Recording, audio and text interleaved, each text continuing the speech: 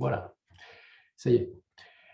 Donc, ici, on va juste en fait remettre sous forme donc, de composantes. Donc, ça nous fait CIJ dérivée seconde de U par rapport à XI par rapport à XJ, plus normalement la dérivée de CIJ par rapport à XI et D de UI sur D de XJ. Sauf que dans l'énoncé du problème, on vous dit que C est une constante. En fait, c'est un tenseur constant qui ne va pas dépendre en fait des XI. Donc, du coup, cette combinaison-là va être nulle. Alors, ce n'est pas forcément toujours le cas. Vous pourriez très bien avoir des conductions qui soient différentes suivant le point sur la plaque où vous vous trouvez, en fonction, par exemple, du fait que le matériau qui compose la plaque n'est pas forcément homogène. Donc là, ça va nous simplifier pas mal notre problème, puisqu'à la fin, on va se retrouver juste avec ce terme-là. Si on le développe maintenant en faisant apparaître les sommes muettes, la convention d'Einstein, on va trouver que ça, c'est C11 D de U sur D de X1 plus C12 D de U sur DX1 DX2. Je vais faire exprès de sauter une ligne. C de 1 D de U sur D de X2 D de X1 plus C de 2 D de U sur D de X2.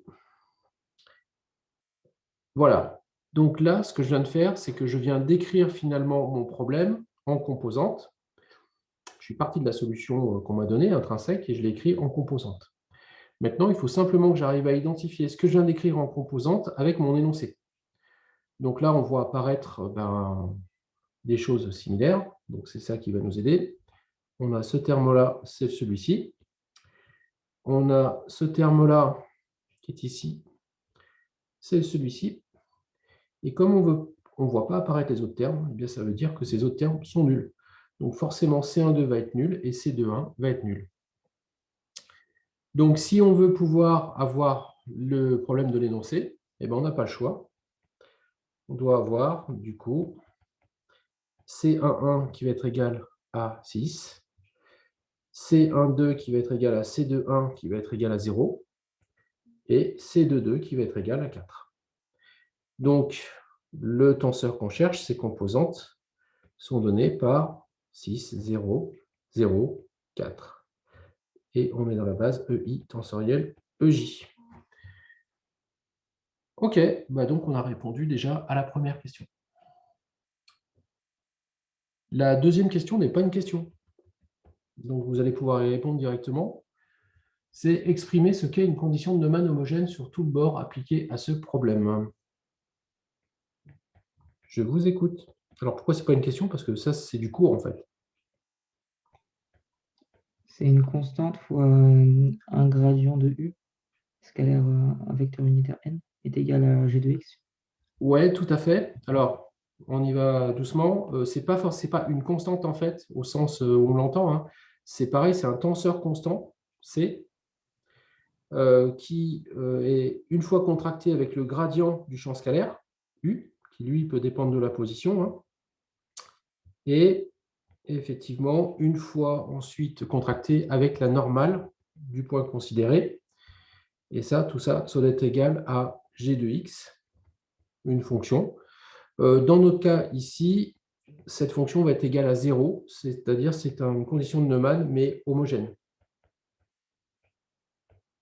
Alors, qu'est-ce que ça veut dire ce truc-là? J'aime bien faire des petits dessins pour un peu se repérer. On a donc notre domaine, donc, qui est un domaine. Alors ici, en plus, il est carré, je n'avais pas fait gaffe, mais puisqu'il est sur 0,1, 0,1, donc c'est un domaine carré. Et sur ce domaine carré, on va récupérer ici sur le bord. Alors ce bord-là, en général, on l'appelle des ronds oméga si le domaine s'appelle oméga.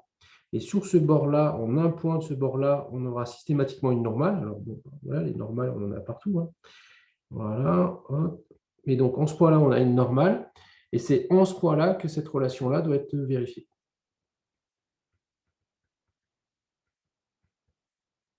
Donc c'est une condition de bord, effectivement, qui s'appelle une condition de Neumann en 2D.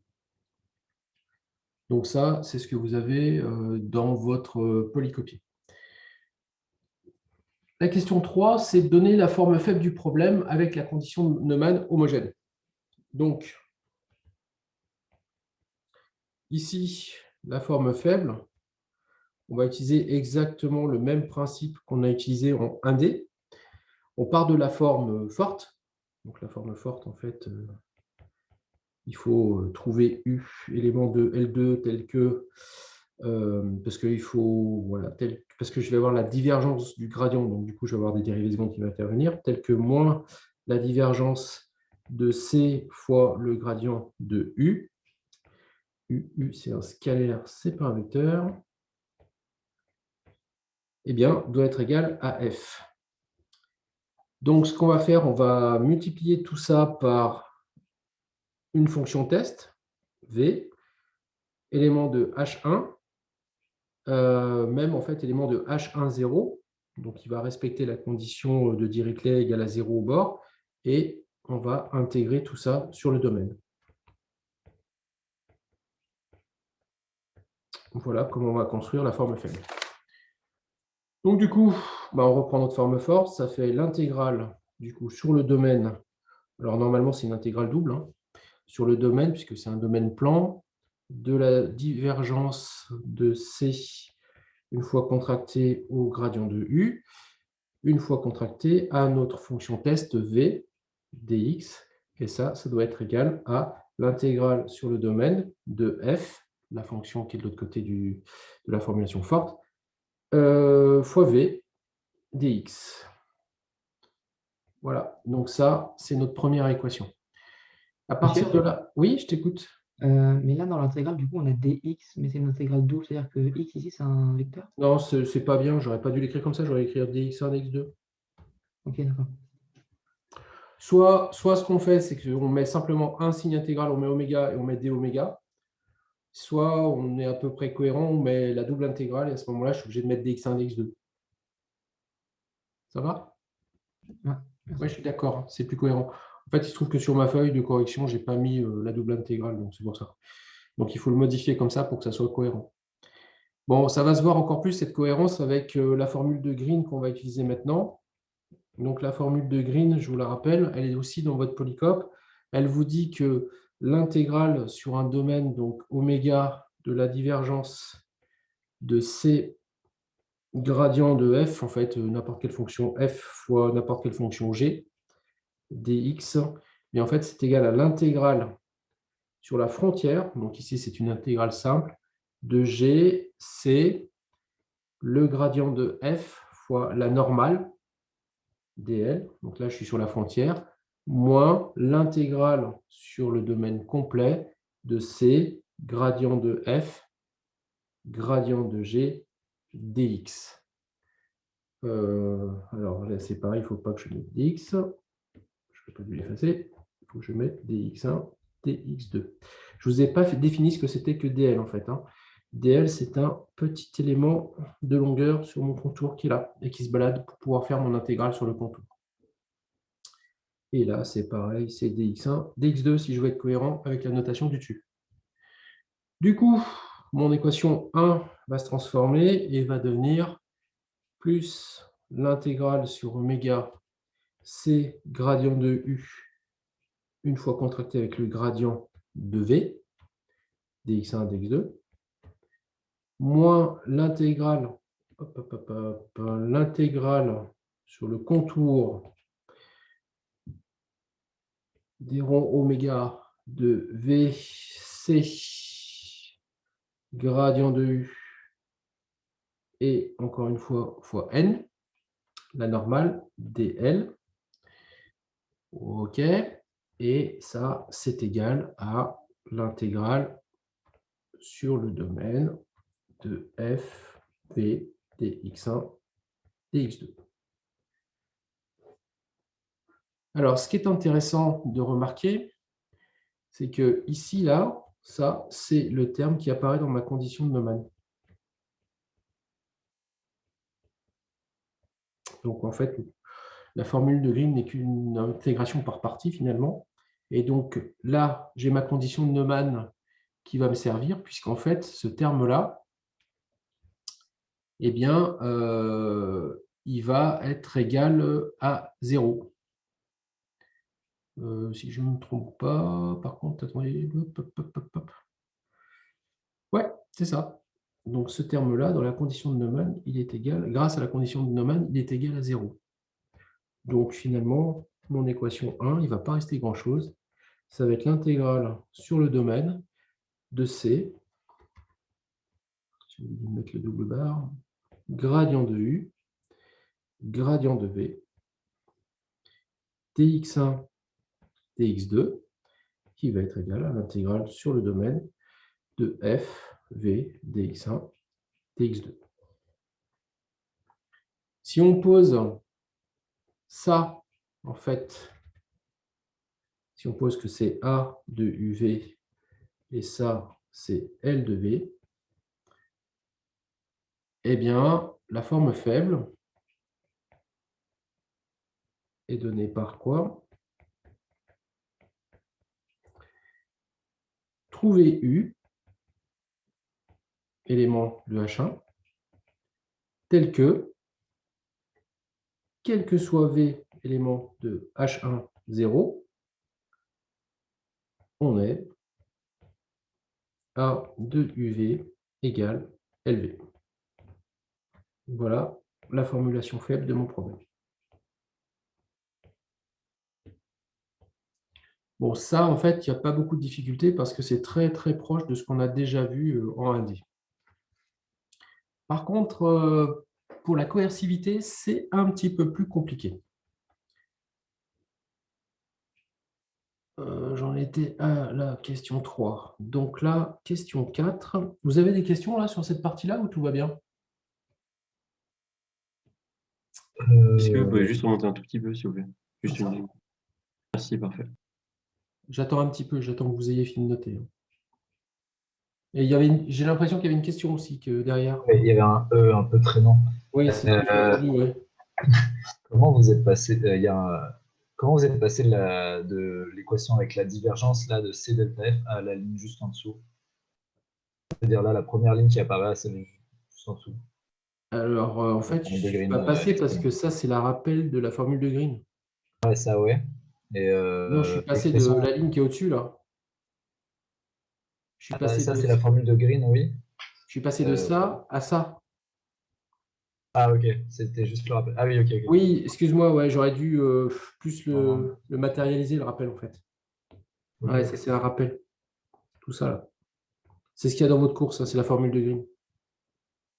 Voilà.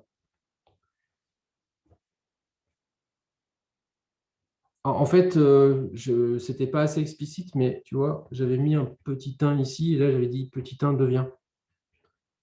Ah, c'est le même petit 1. Ouais, petit 1, okay. Ouais, j'écris pas super bien. Je suis désolé. Non, mais ça va. Ça marche. Je peux remonter là, c'est bon? J'ai l'impression que oui. Allez, on y va. Et on va essayer de démontrer l'ellipticité de ce problème. Donc, est-ce qu'il existe alpha tel que, pas tel que ça, tel que A de UU, avec U élément de H1, est supérieur ou égal, même de H1, 0, à alpha, norme de U au carré, avec la norme H1 ici, donc quel que soit U élément de H1, 0. Est-ce que je peux trouver un alpha comme ça? Ben, si on reprend A de UU, donc on reprend A de UU, ça vaut quoi? Ça vaut l'intégrale sur mon domaine de C, et je vais avoir en fait gradient de U, une fois contracté avec gradient de U. Ça, c'est A de UU. Donc, ici, mon alpha ne peut pas être nul. Donc, si je prends un U constant,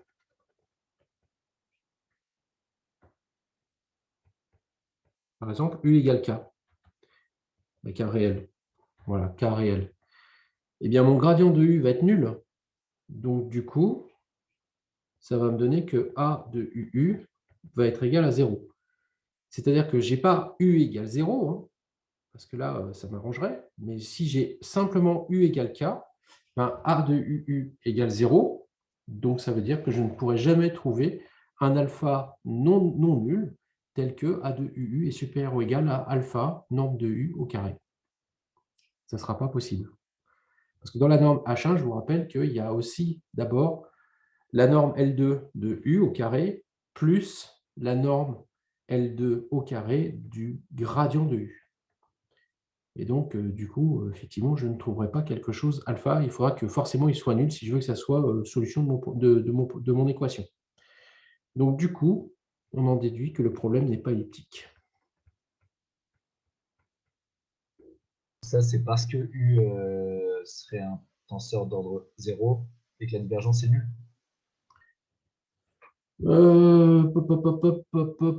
Vu comme ça, je ne peux pas le savoir, non, pas forcément. Mais Il faut vraiment que je vois la forme faible, en fait, pour dire ça. Comment vous avez conclu que pour un U égale K appartenant à R, on a A de UU égale 0?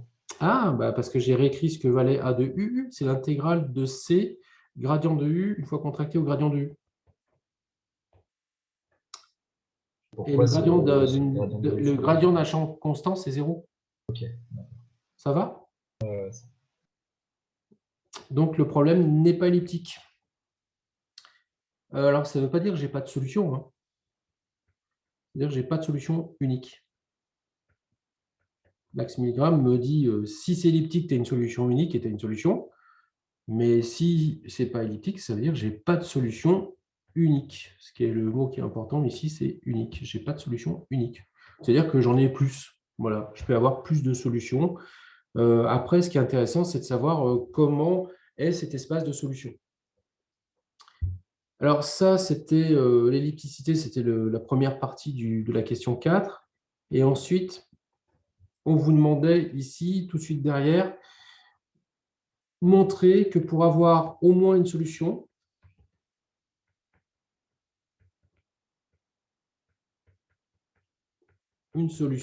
il faut que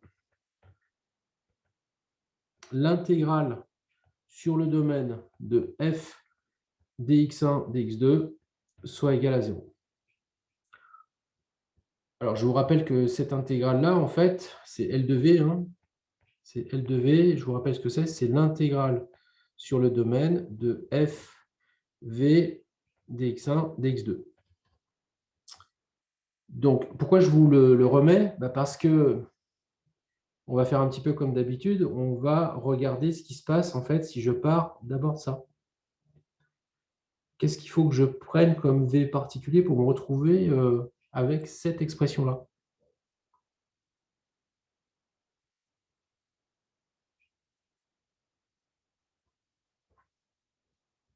On prend V égale 1. Comment? On prend V égale 1. Oui, tout à fait. Comme en fait, ce truc-là doit être vrai, n'oubliez pas, c'est vrai quel que soit V. Hein. Rien ne m'empêche de prendre un V particulier.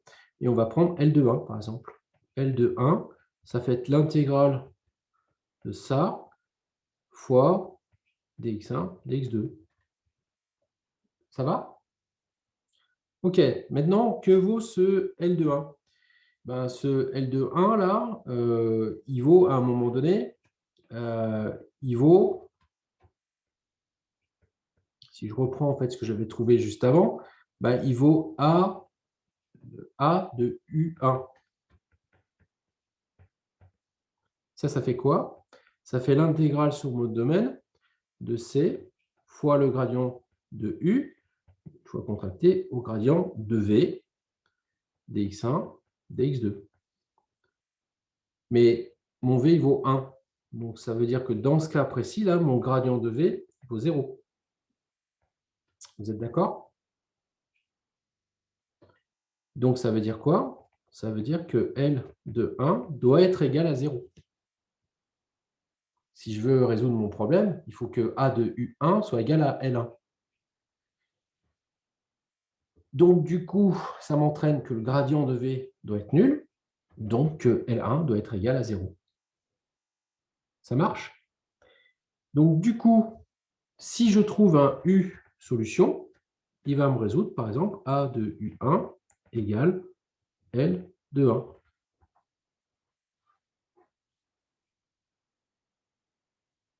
Donc, du coup, ben, je vois bien qu'ici, il y a une solution possible.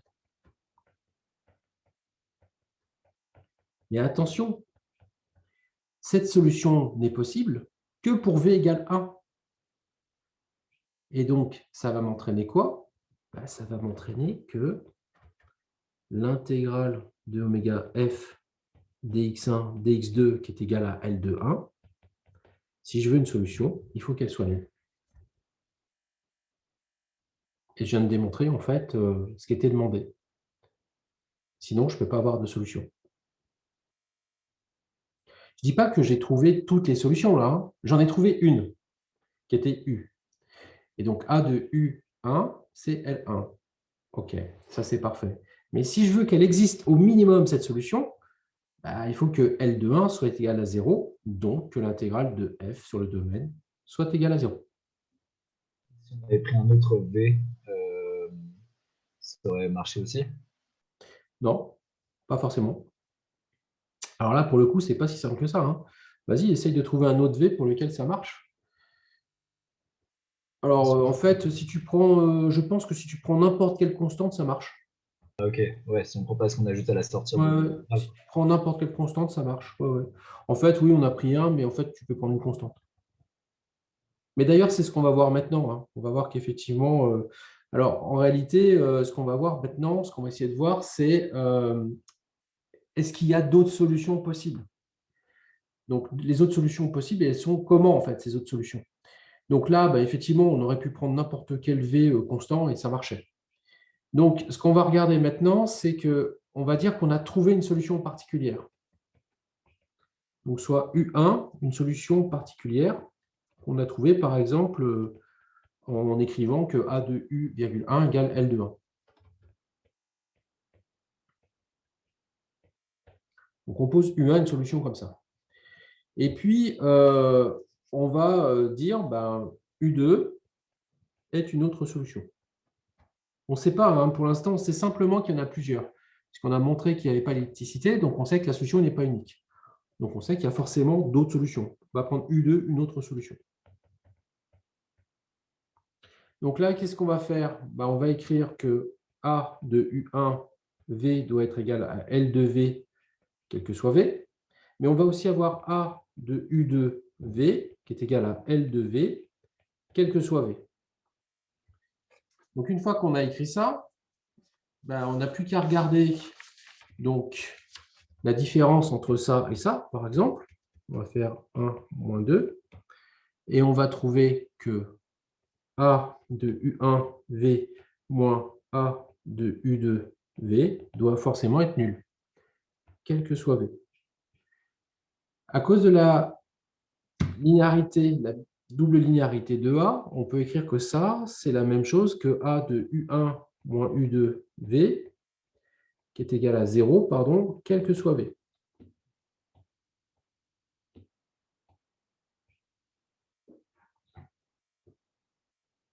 On va noter W qui est égal à U1 moins U2.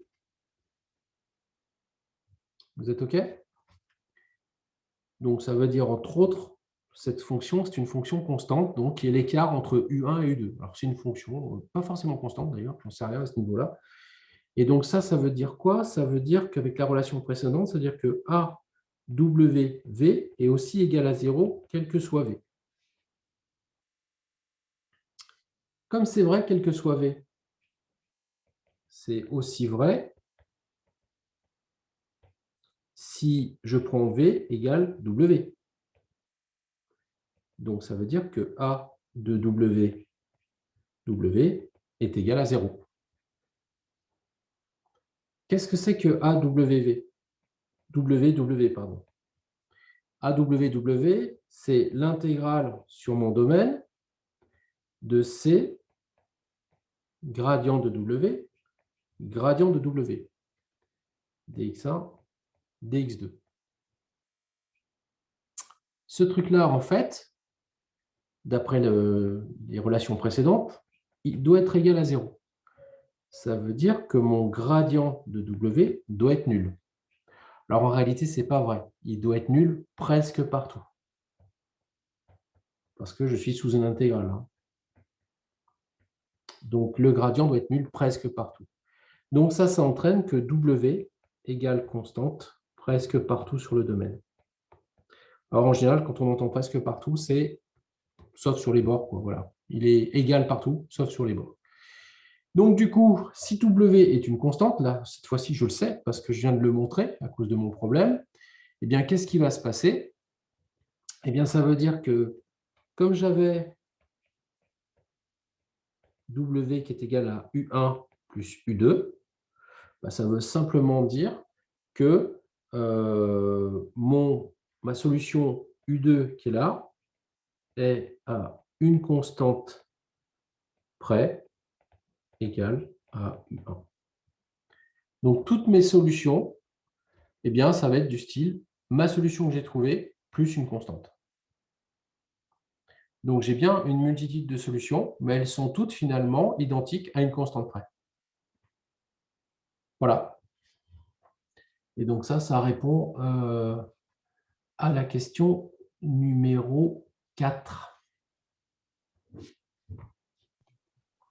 Monsieur, je n'ai pas bien compris la fin entre le fait qu'on sait que W c'est égal à une constante. Alors, W est égal à une constante. Pourquoi? Non, ça j'ai compris, mais après votre conclusion. Ben, en fait, W, c'est... non, je me suis trompé, c'est pas ça. Moins une. W, excuse-moi, j'ai fait une toute petite erreur de signe. Là. Hop là, il y a un moins là. Voilà. Donc, en fait, si tu veux, ma solution U2, ou même ma solution U1, peu importe, du moment que j'ai une solution U1, eh bien, j'ai U2, c'est pareil que U1, plus une constante. Donc, finalement, toutes mes solutions sont à une constante près. D'accord, ok. Tu vois, si, comme je l'ai dit, U1 est solution, eh bien, si je prends U1 plus n'importe quelle constante, bah, c'est aussi une solution. Ça va? Là, ça va mieux? Ouais, c'est bon. Merci. OK. Alors, la cinquième question, en fait, c'est le même problème, mais il faut tout recommencer. Puisqu'on vous change la condition limite. Donc, ici, la condition limite, c'est une condition de Fourier-Robin et qui vous est donnée. Et en plus, cette condition est nulle. Alors, cette condition de Fourier-Robin, dans la question 5, c'est sur le bord. Eh bien, on va avoir cette fois-ci C, une fois contracté avec le gradient de U scalaire n plus U qui va être égal à 0. Donc ça, c'est uniquement sur le bord. C'est notre condition de Fourier-Robin. Bon, alors si on fait ça, on va repartir de ce qu'on avait fait au tout début. On va réécrire en fait notre formulation. C'était notre formulation faible. Hein. Donc on va réécrire la formulation faible. C'était l'intégrale sur oméga de C. C'était avant qu'on applique la formule de Green. Gradient de U, gradient de V. dx1, dx2, c'était avant la formule de Green, moins l'intégrale sur d rond oméga de VC gradient de U. Gradient de U, ça suffira. Une fois contracté avec n, dl doit être égal à l'intégrale sur oméga de fv dx1 dx2. Donc là, on reconnaît effectivement que ce terme-là,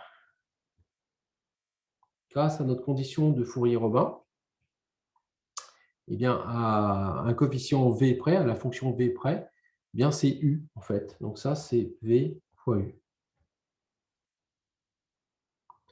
Du coup, notre formulation faible va devenir l'intégrale sur le domaine de c gradient de u gradient de v dx1 dx2 plus l'intégrale de uv dx1, dx2, non, je me suis trompé, dl, puisque là, je suis sur le tour de mon domaine. Hop, et là, je suis sur d rond oméga. Tout ça, ça va être l'intégrale sur le domaine de oméga fv dx1, dx2. Voilà, donc Monsieur, est-ce que vous pouvez juste réexpliquer pourquoi est-ce que sur l'avant-dernière ligne, ce que vous avez souligné, c'est égal à V fois U? ouais. Alors, donc, ici, en fait, ça, je peux l'écrire autrement. Je peux dire que U, c'est égal à moins C gradient U, pardon, gradient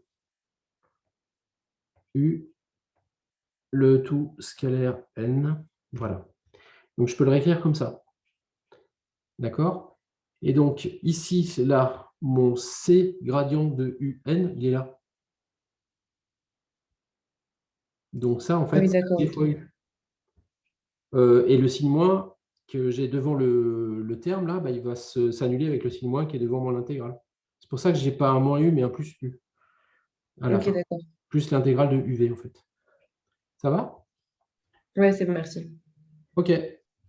Donc là, du coup, bah, ça, c'est mon nouveau problème. Donc, qu'est-ce que ça change? Bah, ça change, en fait, finalement, l'expression de A de UV. Donc, A de UV, maintenant, ça va être tout ce bazar-là. C'est-à-dire, je vais le dupliquer, ça sera plus simple, c'est tout ça. Donc, je n'ai pas le même A de UV, en fait, que tout à l'heure. C'est la seule différence. Et puis, je n'ai pas les mêmes conditions limites, hein, bien sûr. Alors, ça, c'est pour U, élément de H1. Voilà, OK. Donc, du coup, eh bien là, cette fois-ci, je suis obligé de redémontrer la coercivité. Pour savoir si, avec ce nouveau problème, j'ai une solution, si j'en ai plusieurs ou si j'en ai pas. Donc, on va calculer A de UU. Et là, le A de UU, ça va faire l'intégrale sur le domaine de C gradient de U, gradient de U, dx1, dx2, plus l'intégrale sur le pourtour de U carré, dl. OK. À partir de là, vous pouvez essayer point carré, mais malheureusement, ça va vous amener à rien du tout. C'est la forme en fait du problème tel qu'il est là, qui ne va pas vous amener de solution. Donc, vous n'avez pas tellement le choix de repartir sur la démonstration qui a été utilisée, la forme de démonstration qui est utilisée par l'axe Milgram. Donc, qu'est-ce qu'on fait? On va considérer qu'on a deux solutions, soit U1 et U2, qui sont solutions du problème, quel que soit V. Donc ça veut dire quoi? Ça veut dire que A de U1 V est égal à L de V, quel que soit V, et A de U2 V va être aussi égal à L de V, quel que soit V. OK, vous allez voir qu'on va refaire strictement ce qu'on a fait tout à l'heure.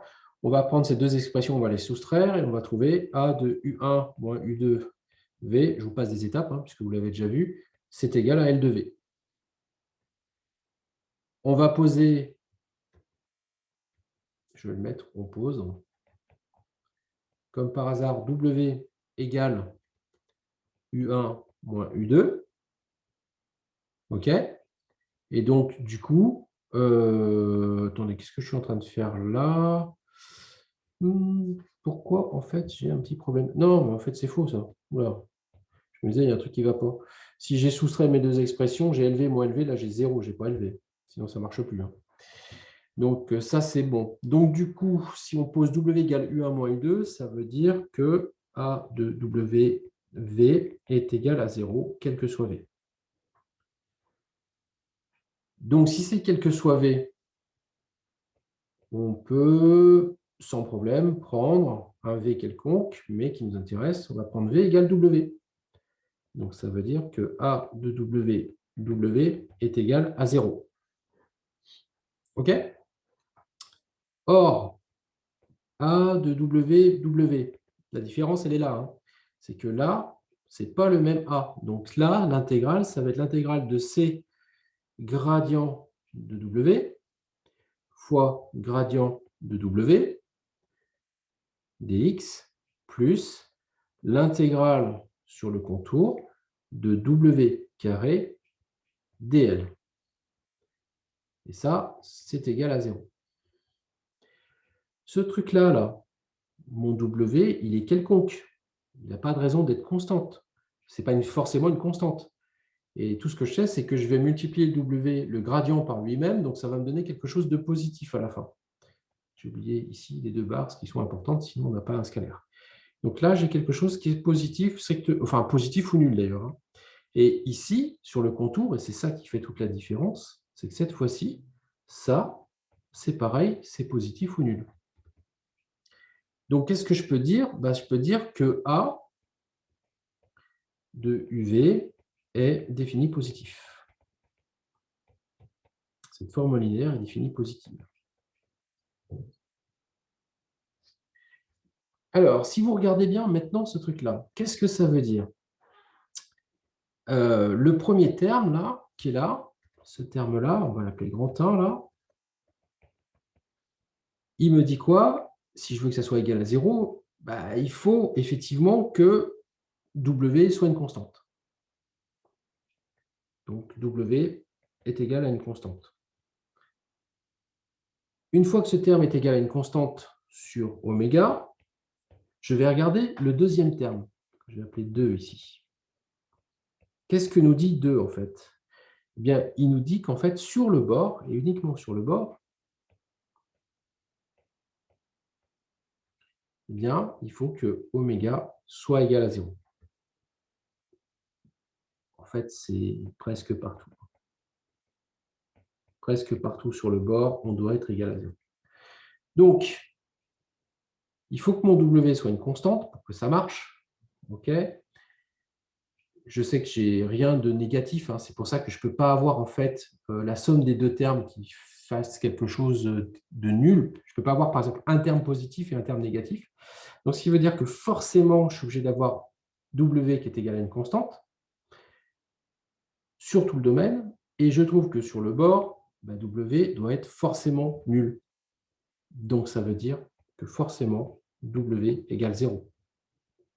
Si W égale 0, ça veut dire que ma deuxième solution U2 est égale à U1. D'où unicité.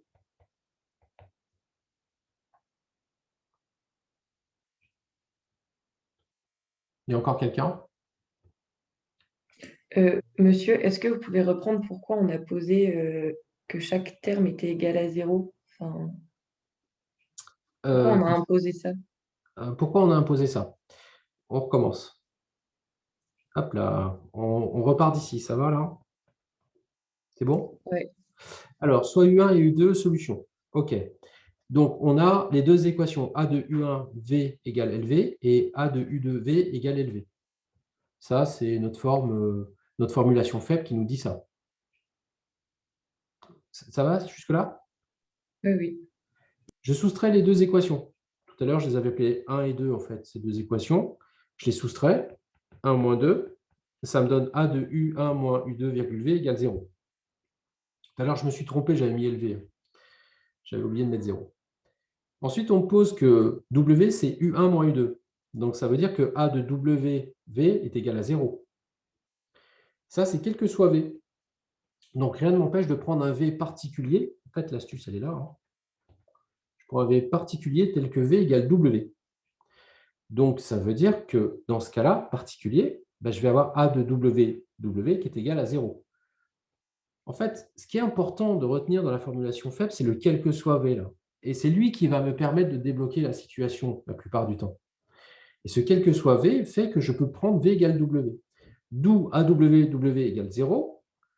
Je te mets ensuite ce que vaut AW, W. Je l'explicite. C'est ce que j'ai fait là. Tout ça là. Tout ça là, là. Tout ça, c'est l'explicitation de AW. Et je vois qu'en fait, j'ai un premier terme plus un deuxième terme.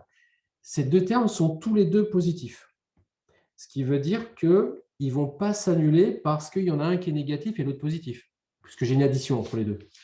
Tu es d'accord? Donc, la seule façon que je puisse annuler en fait le terme global, ben, il faut que les deux opérandes les deux opérandes qui sont de chaque côté du signe plus soient nuls. Pour Oui, qu'elles soient d'accord. nulles, comment? Oui, c'est bon, ok. C'est bon? Ouais. Et ensuite, eh bien, la grosse astuce, et ce que m'a permis en fait la condition de Fourier-Robin, c'est du coup de déduire que W doit être égal à 0, ça c'est le terme 2, sur le bord. Et l'autre équation me dit que W doit être une constante sur oméga. Mais comme c'est égal à une constante, il faut aussi qu'elle soit égale à la même constante sur les bords. Et comme sur les bords, elle vaut 0, ça veut dire que W vaut 0 partout. Donc W0, il faudrait que je vous dise là, sur tout oméga. Ce serait encore plus correct. Et donc, du coup, ça veut dire que forcément, ben, U2 égale U1, puisque la définition de W, c'était U1 moins U2. Et donc, si tu as deux solutions et qu'en fait, elles sont égales, puisque je n'ai pas fait de choses particulières sur mes solutions, eh bien, ça veut dire que ben, forcément, la solution que j'ai trouvée est unique. Je ne peux pas en avoir deux. Ça répond à ta question? Oui, c'est bon, merci. Est-ce qu'il y a d'autres questions? Puisque là, on a terminé l'exercice. Donc, n'hésitez pas à me dire si vous avez d'autres questions.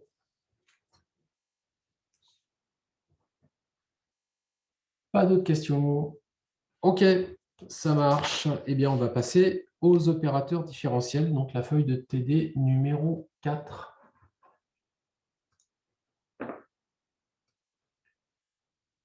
Alors, vous êtes censé avoir lu votre cours. Vous êtes censé être allé au Happy Hour avec... vous avez Yves Renard, c'est ça? En CM. Non, on a Monsieur Gravouille. Monsieur Gravouille. Ah non, c'est mon autre groupe. OK, ça marche. Et donc, du En coup... fait, on a Yves Renard une semaine sur 2. Ah, vous avez une revue. Ah oui, non, mais c'était spécial, c'est parce que M. Gravouille n'était pas là. Oui, OK. Ça marche. Est-ce que vous avez compris à quoi sert le chapitre sur les opérateurs? Question. Quel est le rapport avec ce qu'on est en train de faire en ce moment-là? Simplifié. Simplifier. Je dirais pas ça pour la partie opérateur du cours, mais bon.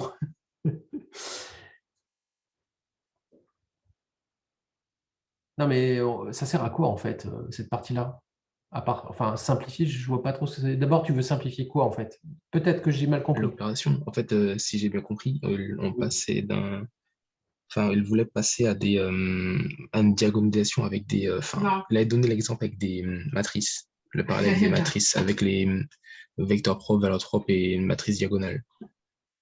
Oui, ça, mais tu commences déjà à rentrer dans le cambouis, là. Moi, ce que je voudrais, c'est l'essence, c'est-à-dire que qu'est-ce qu'on est en train de faire? Enfin, ça sert à quoi de faire toutes ces techniques mathématiques? C'est peut-être trop bête, hein, ma question, hein. C'est pour ça, ça n'a qu'un but, en fait, ce truc-là. Tout comme ce qu'on vous fait avant. Ce qu'on vous fait avant, en fait, par exemple, la formulation faible, ça sert à quoi? On vous l'a dit au tout début, hein. Et en plus, on n'arrête pas de faire que ça. Ça sert à quoi, en fait, la formulation faible? C'est pour trouver une solution approchée d'une EDP. Oh, tout à fait, sur un domaine quelconque, enfin sur un domaine donné. Ouais, c'est exactement ça. Donc la formulation faible sert à ça. Et les opérateurs différentiels, bah, ils servent à la même chose en fait. Sauf qu'au lieu d'opérer sur la formulation faible, eux, ils opèrent sur la formulation forte. Donc en fait, c'est une technique de résolution d'équations différentielles sur un domaine, mais en passant par la formulation forte. C'est-à-dire pas du tout par la formulation faible. Alors, bon, on pourrait se demander ce que ça fait dans un cours éléments finis qui est basé exclusivement sur la formulation faible, hein. Il se trouve que dans le département, vous n'allez pas faire forcément que des éléments finis. Donc là, c'est une petite partie des maths qui sont utilisées, par exemple, pour trouver des solutions analytiques dans un domaine que vous allez bientôt connaître, comme les vibrations acoustiques ou les vibrations. Et donc là, on va passer effectivement par des résolutions directement de la formulation forte. Alors, vous en avez déjà vu d'autres, hein, de techniques pour résoudre des problèmes avec directement la formulation forte. Je pense que vous avez déjà fait des différences finies, par exemple en analyse numérique. Eh bien, ça, c'est encore une autre façon de résoudre directement le problème. Voilà, donc effectivement, on va regarder ça. Et après, tout ce que a dit le monsieur d'avant, je ne me souviens plus de son prénom, donc effectivement, c'est juste, hein, c'est-à-dire que on va trouver dans ces opérateurs, en réalité, on va essayer de trouver des bases propres à ces opérateurs, et de façon à pouvoir décomposer la solution sur ces bases propres et résoudre la formulation forte sur cette base propre. C'est tout l'enjeu en fait des opérateurs. Donc ici, l'exercice 1 est un problème classique, c'est la dérivée seconde moins la dérivée seconde d'une fonction qu'on cherche, hein, plus cette fonction qui est égale à f de x, qui est une autre fonction donc, du domaine. On est en 1D, donc ici, on est sur un segment 0, 1, et on a des conditions limites au bord, c'est-à-dire aux 2 points du segment. U de 0 est égal à U de 1 égale 0, et là, vous reconnaissez des conditions de Dirichlet homogènes. OK, donc jusque-là, ça va plutôt bien. L'exercice, pour moi, n'est pas super explicite. Enfin, je ne le trouve pas très explicite, parce qu'en réalité, on vous a posé le problème qu'on veut résoudre, et puis ensuite, toutes les questions consistent à ne pas le résoudre. Moi, je m'explique. Ensuite, ce qui est important, finalement, c'est la suite. C'est-à-dire qu'on va vous dire, bah, voilà, pour U fonction de L2, donc ici, effectivement, donc on a une fonction à carré sommable qui est définie, eh bien, on va définir un opérateur D qu'on appelle D de U, et on va dire que cet opérateur, c'est moins U seconde. Et en réalité, on va surtout, dans les premières questions, s'intéresser à cet opérateur D, et pas du tout au problème initial. Voilà, donc pour ceux que ça a troublé, effectivement, ça peut être un petit peu bizarre. OK, donc première question, eh bien on y va, on est parti sur D et on vous demande quel est le domaine de D. Donc, en fait, il faut que la dérivée seconde de U soit dans le domaine, en fait, L2. Il faut que la dérivée seconde soit intégrale à carré sommable. Donc, la dérivée de U la dérivée seconde, pardon, seconde de U doit appartenir à L2 de 0, 1. Donc ça, c'est indispensable. Mais il faut aussi que U respecte les conditions limites de Dirichlet.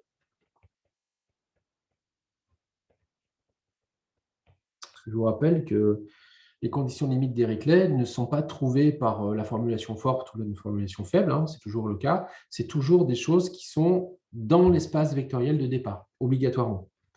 Donc du coup, ce qu'on appelle le domaine de l'opérateur D, eh bien, c'est les fonctions qui, elles, sont dérivables, donc elles sont éléments de H2, OK, parce qu'il faut qu'elles puissent se dériver 2 fois.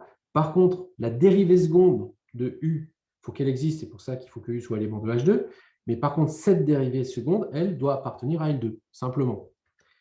Et il faut aussi que U de 0 égale U de 1 égale 0, c'est-à-dire que les conditions de Dirichlet soient respectées. Voilà le domaine de l'opérateur. Ensuite, on va aller voir… Oui, allez-y. C'est tout?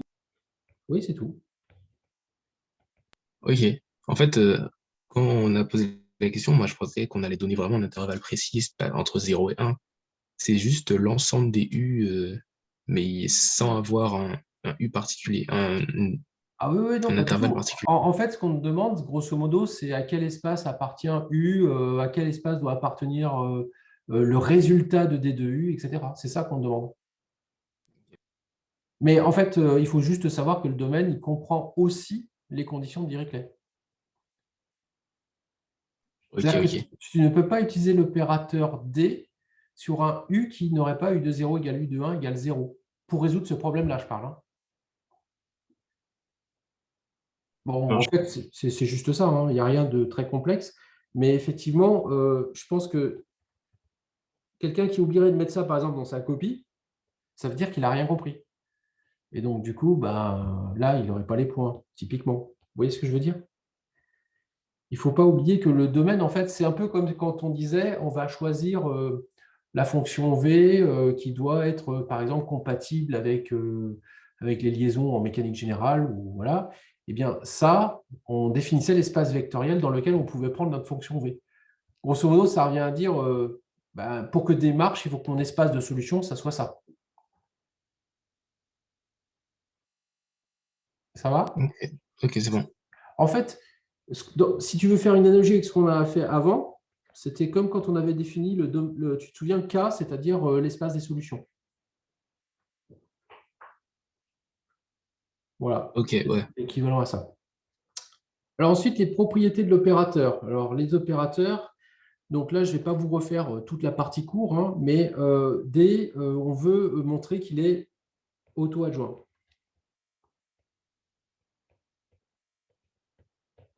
Alors pour montrer que D est auto-adjoint, eh bien, il faut que l'adjoint, qu'on va noter D étoile, soit égal à D. Alors ensuite, qu'est-ce qu'on fait? On a simplement en fait à expliciter ça. Ça veut dire que quel que soit F, G, élément, alors du coup, comme mélanger le domaine, je vais pouvoir le mettre élément de H2, eh bien, il faut que F D de G soit égal à D de F G. Ça, c'est la définition en fait de l'adjoint d'un opérateur. Et comme ici, je veux que l'adjoint soit égal à lui-même, à cet opérateur, j'ai simplement à montrer que f d de g est égal effectivement à d de f g, donc le produit scalaire. Donc du coup, eh bien, on va maintenant expliciter ça. Le produit scalaire ici. Alors là, il y a une petite subtilité parce qu'en réalité, on est dans le domaine du résultat de D. D'ailleurs, je pense que j'ai fait une boulette. J'ai fait une boulette parce qu'en fait, là, ça, c'est pas bon, ça. C'est pas H2, là. Ça, c'est L2, en fait, ici.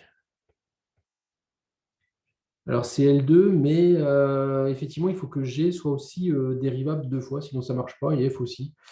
Donc, ouais, j'ai un petit doute, là, quand même. Hein. Bon, j'ai un petit doute. Je vais vous expliquer après d'où vient mon doute. Hein. Mon doute, il vient qu'ensuite, je vais utiliser la définition d'un produit scalaire classique. Hein, et là, je vais utiliser uniquement cette définition-là. Donc, on y va. Ça, si j'écris le produit scalaire de f par d de g, c'est moins, le moins vient de l'opérateur d qui vaut moins u seconde. C'est moins l'intégrale sur mon domaine de 0 à 1 de f g seconde dx. Si vous regardez bien, ce produit scalaire que je viens d'utiliser, c'est le produit scalaire L2, ce n'est pas le produit scalaire H2. Donc, c'est pour ça que j'ai eu d'un seul coup un doute sur l'origine de mes fonctions. Ah non, ça y est, je sais. OK. Je fais la même erreur à chaque fois. OK. Non, c'est bien L2. Je vais vous expliquer pourquoi. C'est bien L2 parce qu'en fait, ça, D de G, lui, il appartient à L2. Et ça appartient à L2. Donc, effectivement, c'est bien le scalaire, le produit scalaire de L2 que je vais faire. OK, il n'y a pas de souci. Ensuite, une fois que j'ai écrit ce produit scalaire, je vais faire une intégration par partie.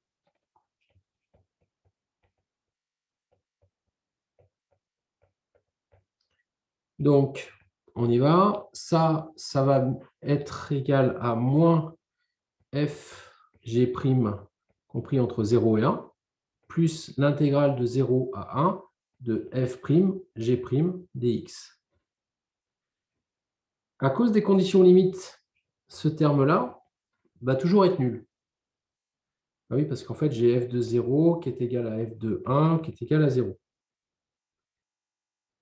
OK. En fait, ouais, OK, ça c'est bon. Ensuite, ce que j'ai fait, je suis arrivé à un bout, je suis parti de l'autre côté. On part de l'autre bout, d de f, scalaire, g, et on l'explicite. Ça fait l'intégrale de 0 à 1. Finalement, vous pouvez refaire tout le même trajet et vous allez trouver que c'est l'intégrale de 0 à 1 de cette fois-ci, g' f de' dx. Mais la multiplication des deux fonctions est commutative. Donc, du coup, ces deux termes-là sont égaux. C'est strictement égal à la même chose en f', g', dx. Conclusion, eh bien, j'ai bien égalité, quel que soit f et g. C'est-à-dire que f d de g est égal à d de f, g. Donc, mon opérateur est auto-adjoint.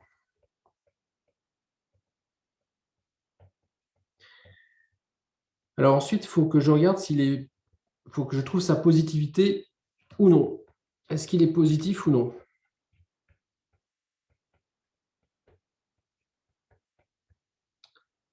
Alors, il suffit de faire le produit scalaire de f par d de f.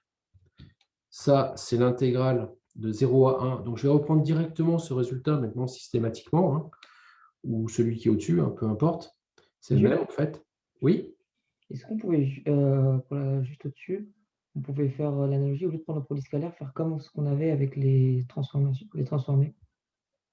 Parce qu'au final, ça revient au même niveau des calculs. Je n'ai pas compris. Redis? Est-ce qu'on pouvait prendre ce qui est entre crochets, comme si c'était une transformée, en fait, et pas un produit scalaire? Transformer? J'ai plus le mot. C'est vraiment un produit scalaire que j'ai là, hein. Ok. Parce que en fait, l'opérateur il est défini dans un espace associé à un produit scalaire. Je pense qu'il voulait dire distribution. Ah oui, distribution, voilà. Oui. Ah oui, effectivement, ça fait la même définition qu'une distribution. C'est ça que tu veux dire? Oui, Enfin, oui.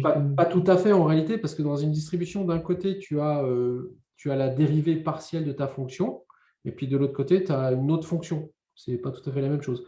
C'est le même principe qui est utilisé. En fait, les dérivées au sens des distributions, c'est ce qu'on a vu la dernière fois. Je ne sais plus si c'est ce qu'on a vu la dernière fois ou pas, je ne m'en souviens plus.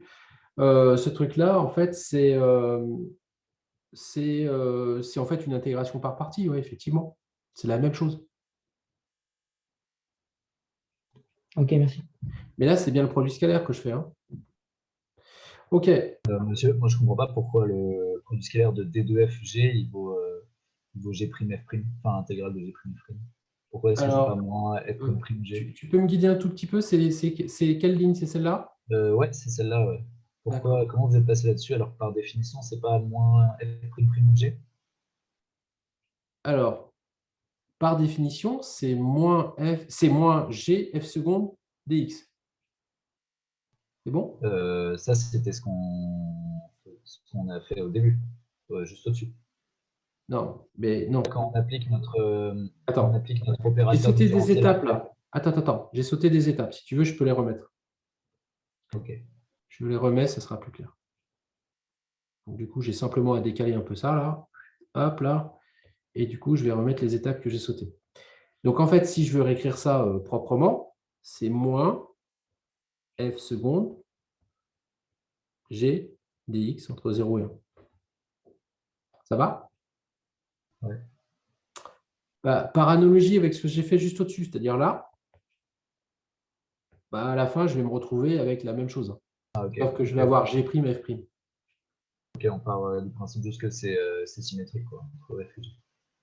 C'est pas ça, c'est que il faudrait en fait encore, tu vois, j'ai pas réécrit non plus cette ligne-là en Ouais. inversant G et F. Ok, bon, mais en tout cas, on aura la même intégration par partie à peu près. Si tu veux, je peux encore une fois, je peux le faire, hein, c'est pas un problème. Non, mais j'imagine que ça va être pareil. Ça fait exactement pareil, hein. C'est pour ça que j'étais un peu vite, parce que c'est exactement la même technique, sauf que tu remplaces le F par le G. Ok. Et après, ce qui va faire qu'effectivement ton opérateur est auto-adjoint, eh bien, c'est le fait que tu vas te retrouver avec une intégrale de produits de fonctions qui sont toutes les deux des dérivés de ces fonctions. Et comme le produit de fonction est commutatif, du coup, ça fait que l'opérateur est auto-adjoint. Ok, ouais, voilà. OK? Ça marche. Bon, on en vient à cette positivité de Monsieur, D. s'il vous plaît, j'ai juste une autre question. Vas-y. Je ne comprends pas pourquoi est-ce que F il respecte les conditions de Dirichlet parce qu'on n'applique pas D à F dans le premier calcul. Enfin, c'est D de G enfin, le scalaire entre D de G et F. Du coup, pourquoi F il respecte les conditions Dirichlet, enfin F de 0 Alors, parce que je pense qu'en réalité, là, je me suis planté, là, c'était là où j'avais mon doute, c'est qu'en réalité, là, il faut que tout ça, ce soit dans le domaine de D. Ah oui, d'accord, ok. C'était pour ça, en fait, que j'avais mon gros doute là. Voilà. Ok. Ça répond à ta question? Mais c'est vrai que c'était Bah, pas clair. Quand j'ai écrit ça, tu vois, je m'en suis douté. Je me suis dit, tiens, là, c'est pour ça que je patinais tout à l'heure sur le domaine de F et G. C'est parce que F doit être dans le domaine de D, sinon je ne pourrais pas les utiliser avec l'opérateur. ah, ok. C'est bon? Oui. OK. Allez, on arrive à cette positivité, sauf s'il y a d'autres questions. Donc ça, c'est l'intégrale de 0,1 de f' carré. Bah, je reprends directement mon résultat. Hein. Ce n'est pas la peine que je redémonte tout à chaque fois. Et ben ça, c'est toujours forcément strictement positif. Donc du coup, eh bien, D est positif. Donc, mon opérateur D est positif. Alors par contre, est-ce que D est défini? Alors, si je veux que D soit défini, il faut que le produit scalaire de D de F, s'il est égal à 0, ça doit forcément entraîner, par exemple, que f égale à 0. Bon, dans l'autre sens, ce n'est pas trop la peine de le démontrer, c'est forcément vrai. Alors ça, ce n'est pas si évident, parce qu'en réalité, l'intégrale de 0 à 1 de f' carré dx égale à 0, ça ne m'entraîne pas f égale à 0. Hein. Ça m'entraîne f égale une constante presque partout. Et donc, ce n'est pas égal à 0. Certes, mais c'est une constante, mais f appartient au domaine de D. Donc, j'ai bien f de 0, par exemple, qui est égal à 0. Bah, d'où f égale 0. Puisque f est une constante, mais en plus, elle doit être nulle au bord. Donc, forcément, f est égal à 0. Donc, D est défini.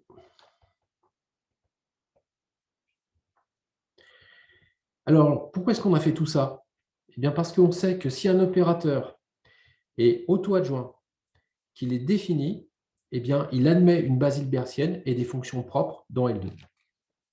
Donc, la conclusion de tout ce qu'on vient de faire là, c'était pour montrer que D admet une base hilbertienne propre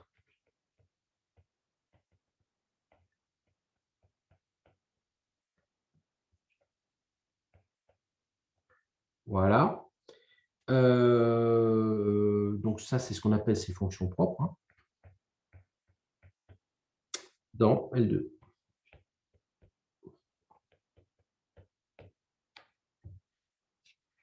Alors, on a fait tout ça parce qu'effectivement, ensuite, ce qui est demandé, eh bien, c'est d'expliciter cette base. Alors, on y va. On va déterminer la base propre.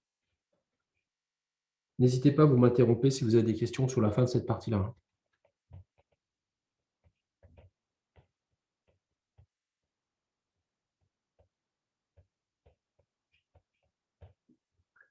OK. Donc, qu'est-ce que c'est qu'une base propre pour D? Eh bien, on va chercher, dans un premier temps, lambda strictement positif, tel que D de U va être égal à lambda U. Attention, U, c'est toujours, il appartient toujours au domaine de D. Donc, c'est-à-dire que vous avez toujours en plus U de 0 égale U de 1 égale 0. Si vous regardez bien, ça, c'est quelque chose que vous connaissez déjà quand, par exemple, on vous demande l'équation caractéristique d'un tenseur d'ordre 2. Eh bien, vous écrivez la même chose en réalité. Hein. Vous écrivez, il faut que A, une fois contracté à X, soit égal à lambda X. OK? Et si vous trouvez effectivement un lambda et des vecteurs X qui correspondent à cette relation-là, c'est ce qu'on appelle les valeurs propres et la base propre du tenseur d'ordre 2 A. Donc, c'est exactement la même chose, sauf que là, on le fait sur des espaces de fonctions avec des opérateurs. Donc, si maintenant, j'écris ce que je cherche, en fait, si j'explicite en fait cette équation-là, Ça veut dire que je vais avoir lambda u plus u seconde est égal à 0.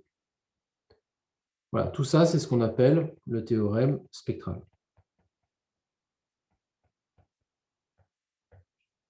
Donc, spectral, valeur propre, c'est tout pareil. Hein. Alors, cette équation-là, qui est l'équation 1, là, ensuite, ça, il faut le résoudre classiquement. Donc, moi, comme il y a longtemps que je ne sais plus résoudre des équations différentielles, j'utilise Wolfram alpha. Et Wolfram alpha, mon gentil copain, m'a donné comme solution quelque chose qui va vous rappeler quelque chose. Il faut que ma fonction u de x, en fait, soit de la forme une constante, C1, sinus de la racine carrée de lambda fois x, plus une deuxième constante fois le cosinus de la racine carrée de lambda fois x. Voilà. Les conditions limites, je vais les utiliser pour lever mes constantes. J'ai u de 0 qui doit être égal à 0, donc ça va me donner que C2 est égal à 0. J'ai u de 1 qui est égal à 0, qui est égal à C1 sinus racine carrée de lambda, avec x égale 1. Et ça doit être égal à 0, quel que soit C1.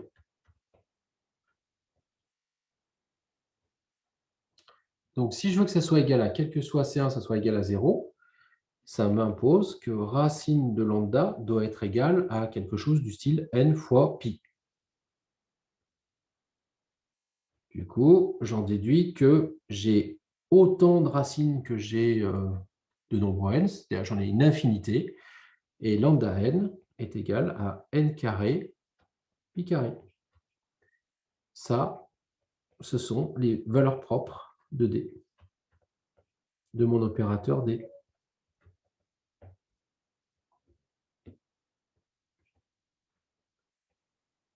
Ok, donc là, j'ai trouvé mes valeurs propres. Je n'ai pas trouvé ma base encore, hein. Mais c'est exactement quand vous résolvez ce problème-là, vous commencez par trouver les valeurs propres, et ensuite, une fois que vous les avez trouvées, vous cherchez les vecteurs propres. Là, c'est exactement pareil. Donc, finalement, mes fonctions propres, en fait, je les ai directement, hein, une fois que j'ai mes valeurs propres ici, parce que j'ai déjà en réalité résolu mon problème, donc j'ai simplement un, ça c'est ma fonction propre. Alors, il faudrait que je le mette quelque part. Voilà, fonction propre, ou base propre, hein, ça veut dire la même chose, de D. Eh bien, un de x, ça va être égal à C1 sinus de racine carrée de n carré pi, donc npi, x. Bon, ça, c'est OK. Ça va être mes fonctions propres de D. Ça va être, elles vont s'écrire comme ça. Après, le problème, c'est que ça ne va pas faire une base hilbertienne, en fait. Hein. Alors, des fonctions, j'en ai une infinité. Hein. N va de 1 à l'infini. Mais ça, ce n'est pas une base hilbertienne pour l'instant, parce qu'il faut que je norme mes fonctions. Donc, on y va. On va normer ces fonctions.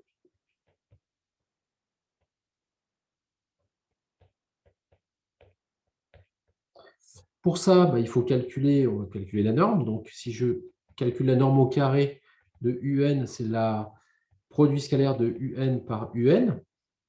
Donc, ça fait l'intégrale de 0 à 1 de C1 carré sinus carré de n pi x dx.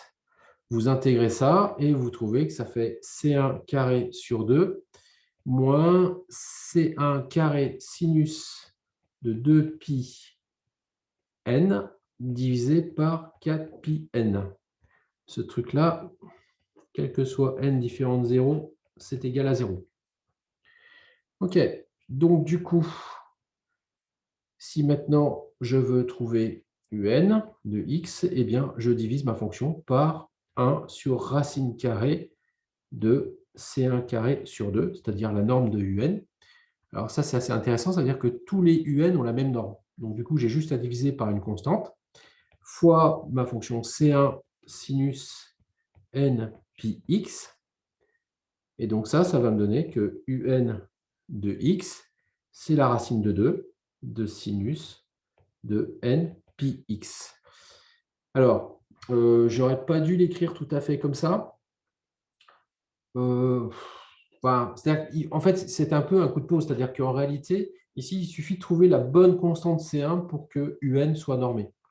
Donc, c'est pour ça que je me suis permis de garder le même nom entre la fonction UN qui est là et la fonction UN qui est là. Voilà. Parce que, en fait, c'est un peu propre à l'espace de Fourier, c'est qu'il suffit de trouver une constante puisqu'elles ont toutes, en fait, ces constantes, la même norme. Et ça, donc, ce sont les fonctions propres de D. Monsieur, là, on a une base orthonormée. Comment? On a une base orthonormée, là, ou pas? Oui, oui, elle est orthonormée automatiquement. En fait, quand tu cherches à résoudre en fait, le problème spectral, les fonctions propres que tu trouves sont automatiquement orthogonales. Exactement comme quand… Comment? C'est parce que l'opérateur, il est auto-adjoint, c'est ça? Oui, parce que l'opérateur est auto-adjoint et qu'il a des valeurs propres et des fonctions propres. Ok. OK? Donc maintenant, enfin, maintenant qu'on a ça, on va chercher à résoudre notre problème. Donc, oula, pas écrire avec le marqueur. Donc, voilà, mettre face à… Cette fois-ci, on revient du coup à l'énoncé de base. Hein. On cherche à résoudre le problème du départ, qui était moins u seconde de x plus u de x égale f de x. Alors, on va le résoudre, mais on va le résoudre en fait sur une base donnée. Donc, on va le résoudre en le projetant sur la base propre de l'opérateur.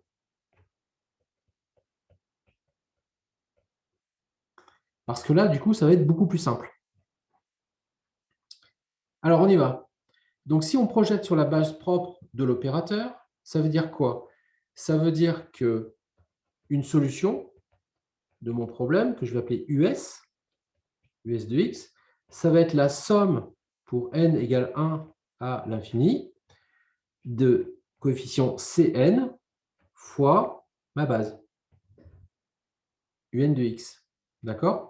Soit ça, c'est une fonction solution de mon problème. Ça va pour tout le monde? Tout comme si par exemple je cherchais un vecteur, eh bien je pourrais le décomposer sur une base pour pouvoir trouver en fait complètement ses composants. Ça, c'est ni plus ni moins, j'ai appelé ça C parce que ce sont les composantes de US de X sur la base propre. Et d'ailleurs, si vous voulez connaître en fait la composante Cn, comme ici j'ai une base orthonormée, c'est très simple. Hein, Cn, c'est ni plus ni moins que le produit scalaire de US de X avec UN de X. Ça va pour tout le monde? Là, on est en train d'utiliser ce qu'on a vu avant la formulation faible, c'est-à-dire tout ce qui était projection dans un autre espace. En fait, projection sur une autre base. C'est-à-dire qu'on va utiliser une base pour pouvoir définir notre espace de solution. OK. Une fois que j'ai ça, je peux l'injecter dans mon problème. Donc, j'ai moins u seconde s de x. D'accord? Donc, ça, c'est égal à d de u s de x. Donc, ça, c'est la somme pour n égale 1 à l'infini. De quoi? Alors, je vais cette fois-ci utiliser le fait que mon opérateur a des valeurs propres. Et donc, ces valeurs propres, ça va me donner Cn, ça c'est ma fonction, mais au lieu d'avoir mon opérateur D, je vais le remplacer par ce qui vaut dans sa base propre, c'est-à-dire lambda n fois un de x. Ça va pour tout le monde là? Ou ça va pas? Allez-y, hein, c'est le moment de parler. Il y a un petit point délicat là, donc c'est pour ça que je m'arrête. pas trop compris comment on passe de la seconde à la lambda n un. Comment je suis arrivé à ça, c'est ça? Oui. OK. Eh bien, oublie pas en fait que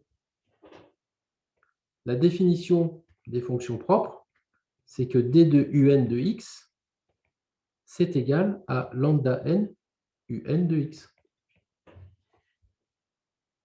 Ça va jusque-là? Et us de x, c'est ni plus ni moins que somme des Cn un de x. C'est pour ça que le S qui est là, petit S qui est là, la différence, c'est qu'il me fait apparaître le Cn qui est là. Par rapport à ce que je viens d'écrire juste en dessous. Par rapport à ça. Ça va ou pas? Oui. OK. Du coup, une fois que j'ai écrit ça, eh bien, mon problème, je vais pouvoir lui rajouter un un. Donc, je vais reprendre cette équation-là. Toc, toc. Ça me fait moins us seconde de x plus us de x. Donc, ça va être égal à quoi? Ça va être égal à la somme de n égale 1 à plus l'infini de Cn lambda n un de x plus l'autre partie, somme de n égale 1 à plus l'infini de Cn un de x. Donc ça c'est mon moins du second, s de x, et ça, c'est mon us de x. Tout ça, ça doit être égal à f de x. OK. Je simplifie tout ça, et à la fin, mon problème revient à chercher la somme de n égale 1 à l'infini de Cn un de x, je vous rappelle, c'est ma base propre, le tout facteur de lambda n plus 1, et ça, c'est égal à f de x. Alors ça, c'est impossible à résoudre. Pourquoi? Parce que si je veux pouvoir le résoudre simplement, il faut que je projette ma fonction f dans la même base. Donc, on projette maintenant f dans la base propre.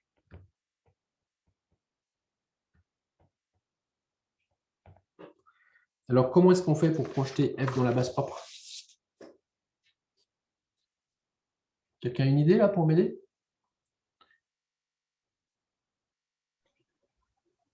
C'est la même chose. C'est oui, en fait, f, c'est la somme pour n égale 1 à l'infini du produit scalaire. Alors, je ne vais pas l'appeler C de Fn, hein. Je mets directement sa définition, c'est le produit scalaire de f par rapport à un. C'est ça, en fait, le projeté dans cette base. Ça va pour tout le monde? Faites attention à cette écriture, elle n'est valable que parce que un est normé, hein. Vous pourriez trouver des corrections sur Moodle, par exemple, du même exercice où l'enseignant n'a pas forcément normé un. Ce que je trouve dommage parce que du coup, c'est plus vraiment une base hilbertienne et ça complique drôlement les résultats, quoi. Parce qu'après, c'est tout divisé à chaque fois par un scalaire un. Voilà. Bon. Là, ici, en fait, c'est parce que un est normé, donc ça réduit beaucoup les écritures. Donc, du coup, mon problème qui était là, mon équation 2 qui est là, je peux la réécrire maintenant. Donc, à somme de n égale 1 à l'infini de Cn un, facteur de lambda n plus 1, eh bien, ce truc-là, ça doit être égal à la somme de n égale 1 à l'infini de f scalaire un. Vous voyez que ici, le signe somme ne m'intéresse pas vraiment, parce qu'en réalité, finalement, quel que soit n, eh bien, on a la relation Cn un lambda n plus 1 qui doit être égale au produit scalaire de f par un. Et du coup, ma somme sera vérifiée. Et ça, en fait, ça va me permettre Il manque un UN, monsieur, à côté du produit scalaire. Oui. Non. Pourquoi? C'est l'inverse. C'est celui-là qui n'a rien à faire là. Merci. Bah oui, c'était débile. Voilà. Alors, en fait, le passage de là à là, il n'est pas si évident que ça, hein. En fait, Donc justement, vous demandez comment on fait pour retirer les sommes. ben justement, en réalité, tu vas projeter suivant un UN particulier. Et donc, du coup, eh bien, il va rester que finalement, comme tous les UN sont orthogonaux entre eux, ça va te faire que des zéros, sauf celui-là.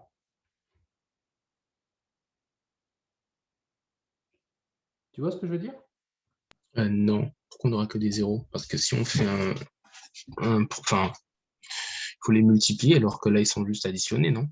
Mais non, mais c'est parce que, en fait, toute cette somme-là, si je la multiplie par un UN particulier donné, alors en fait, il faudrait que tout ça, je l'appelle d'une autre façon. Il faudrait que j'appelle I de 1 à l'infini, Ok. de UI, UI. Et si je fais en fait le produit scalaire maintenant de toute cette expression qui est ici par UN, eh bien, je vais avoir le produit scalaire de UI par UN à chaque fois, et ça va être le même N à chaque fois. Tu es d'accord? Mais le seul qui sera non nul dans toute cette somme, c'est celui où j'aurai UN par UN, qui fait 1, D'accord. puisqu'il a une norme à 1. Ça marche. Je ne sais pas si c'est bien clair ce que je dis. Si, c'est Oui, oui, clair? si. Ok, Si. ça Mais marche. en fait, c'est juste une question. Ça veut dire qu'on aurait peut-être un UN carré, non? Mais comme c'est normé, ça fait Non, 1. oui, c'est ça. C'est pour ça. Ok. C'est parce que la norme de... En fait, le produit scalaire de UN par UN, ça fait 1, comme on a pris un UN normé. Ouais, c'est exactement ce que tu viens de dire. Ok, ok. C'est vrai que j'étais un peu vite parce qu'on l'a déjà fait dans les TD d'avance, ce truc-là. Mais si vraiment vous pensez que ça va trop vite, à ce moment-là, je peux réécrire tout complètement, hein. Vous voulez ou vous voulez pas? Enfin, je sais pas, c'est une question, hein. Je veux bien, ouais, s'il vous plaît. Ok. Juste entre les deux, le Ouais, ouais, passage. pas de problème, parce que non, mais c'est quand même, ce point-là est quand même important, donc je pense qu'il faut pas Bah, je pensais que vous alliez le comprendre, mais c'est vrai qu'il y a quand même une petite subtilité. Donc là, en fait, ce truc-là, alors ça va être un petit peu ennuyeux parce que je ne vais pas avoir les mêmes notations. Donc, ce que je vais faire, c'est que ça, hop, hop, hop, hop, hop, parce que sinon, ça va être un petit peu compliqué. Je vais l'appeler I, là, celui-là, OK? On a I, hop, et là, j'ai un I, et là, j'ai un I. OK, donc cette expression-là complète, je la prends, je vais la dupliquer, hop, et je vais multiplier le terme à gauche et le terme à droite, toute la somme, hein. Je multiplie ça, en fait, je fais toute la somme, je vais faire le produit de toute la somme avec UN, scalaire UN. Et je fais pareil de l'autre côté. Je le déplace un petit peu.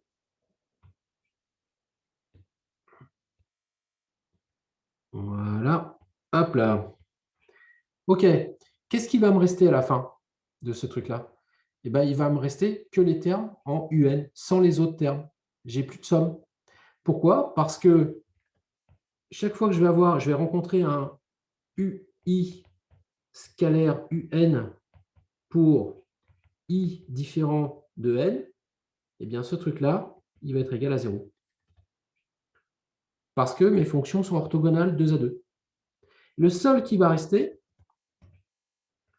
il va rester que les termes qui sont en UN, scalaire UN. Donc, sur toute ma somme, il va rester plus que ça. Donc, je décale encore un truc. À la fin, je vais avoir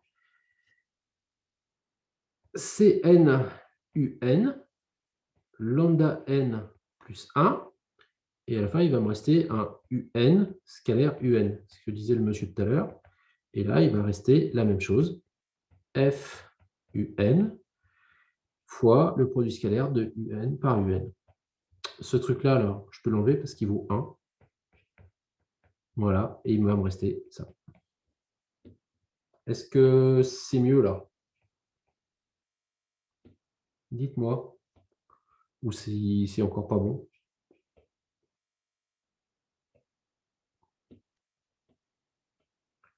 Si, ça va mieux. Ça va mieux? OK. Bon, bah, une fois que j'ai fait ça, du coup, ça me permet de décrire ce que vaut Cn. Donc, du coup, bah, Cn, il est immédiat. C'est le produit scalaire de f par un divisé par lambda n. Oula, je finis par mettre des produits scalaires partout, moi. Lambda n plus 1. OK. Donc, on y va. Ben, on en calcule 1, par exemple. Hein. Donc, allez, on va calculer FUN déjà. Donc, FUN, c'est l'intégrale de 0 à 1 de f de x racine de 2 sinus de pi nx dx. Et n'oubliez pas que lambda n, c'est n carré pi carré.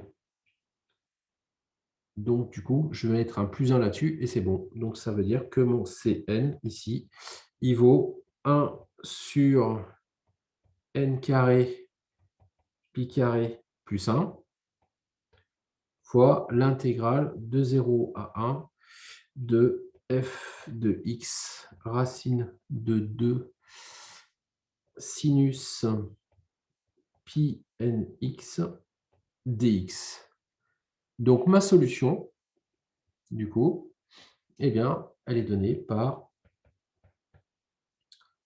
somme pour n égale 1 à l'infini de racine de 2 sur 1 plus n carré pi carré, intégrale de 0 à 1 de f de x sinus de n pi x dx un de x avec un de x, c'est le rappel de la fonction propre, égale racine de 2 sinus de n pi x. Voilà, monsieur, Voilà. je vais encore vous embêter, mais au-dessus, il y a Ah, un UN qui est en trop ou un UN qui a disparu quelque part. ouais, c'est possible. Alors, attends. Le CNUN lambda n plus 1. Le CN, alors c'est où, tu dis? Là, la deuxième ligne qui apparaît là. Celle-là? Pardon, il faut que je te montre pas avec le doigt. Je fatigue, moi. Celle-là? Bah, là, il n'y a plus de UN, mais juste au-dessus, vous aviez le UN avec à gauche, membre de gauche. Pourquoi Vous avez ici? CN fois UN facteur de lambda n. Ouais, mais c'est peut-être une autre erreur. Non, c'est là qu'il n'y a plus de UN. Ouais. D'habitude, je l'ai mis en trop. C'est ça? C'est ça, merci. Merci. Merci de m'avoir fait remarquer ça. Effectivement, c'était une boulette. Tout à fait. C'est tout bon pour vous? Eh bien, écoutez, je crois qu'on va